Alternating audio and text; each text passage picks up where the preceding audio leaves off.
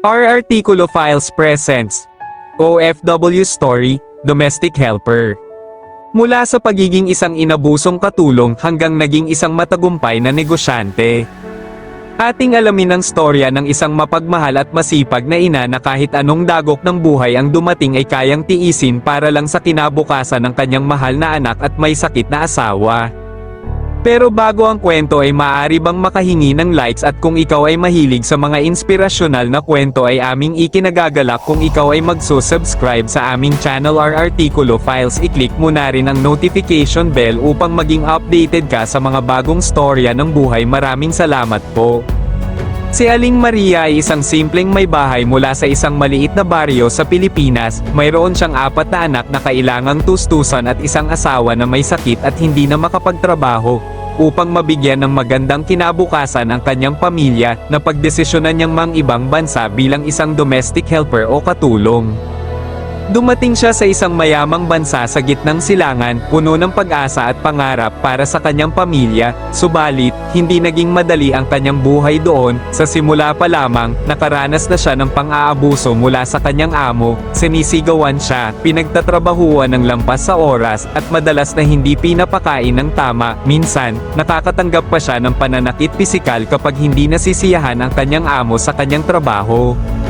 Sa kabila ng lahat ng hirap at pighati, nagdesisyon si Aling Maria na hindi sumuko. Sa tuwing naiisip niya ang kanyang mga anak, lalo siyang nagiging matatag. Hindi niya pinabayaan ang kanyang sarili. Nag-aral siya ng wika ng bansang kanyang pinaglilingkuran at nagbasa ng mga libro tuwing may pagkakataon upang mapabuti ang kanyang kaalaman at kasanayan.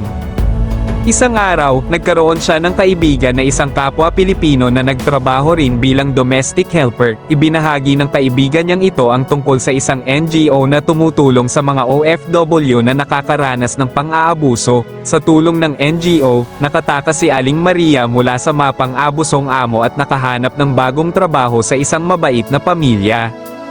Dito nagsimula ang pag-angat ng kanyang buhay. Ang kanyang bagong amo ay tinuring siyang pamilya, binigyan siya ng tamang sweldo, at tinulungan siyang mag-ipon. Bukod sa pagtatrabaho bilang katulong, nagkaroon siya ng pagkakataong magnegosyo ng maliit na sari-sari store sa Pilipinas na pinamamahalaan ng kanyang panganay na anak. Habang nag-iipon si Aling Maria, sinimulan niyang mag-invest sa mga maliit na negosyo tulad ng pag-aalaga ng baboy at pagtatanim ng gulay. Unti-unti, lumaki ang kanyang ipon at negosyo sa Pilipinas. Sa loob ng 10 taon, nakapagpundar na siya ng lupa at bahay para sa kanyang pamilya. Sa kanyang pagbabalik sa Pilipinas, sinalubong siya ng kanyang pamilya na puno ng pagmamahal at pasasalamat. Nakapagtapos na ang kanyang mga anak at may magaganda ng trabaho. Ang kanyang asawa naman ay gumaling na rin sa tulong ng mga kumpletong gamutan na naipagamot niya mula sa kanyang kita sa abroad. Si Aling Maria ay nagpatuloy sa kanyang mga negosyo at naging inspirasyon sa kanilang baryo dahil sa kanyang sipag, tiyaga, at pananampalataya. Mula sa pagiging isang inabusong katulong, siya ay naging isang matagumpay na negosyante. Ang kwento ni Aling Maria ay patunay na sa kabila ng lahat ng hirap at pagsubok, may pag-asa at tagumpay na naghihintay para sa mga taong hindi sumusuko. Siya ay naging simbolo ng lakas ng loob at inspirasyon para sa maraming Pilipino na nangangarap ng mas magandang buhay para sa kanilang mga mahal sa buhay. Dito na nagtatapos ang storya. Kung isa ka sa na-inspired sa kwento ay maaari mo bang i-like at i-share ang video na ito upang marami rin ang ma-inspired na manunood katulad mo. Mag-iwan ka rin ng bakas sa comment section para ay kay aking mapasalamatan.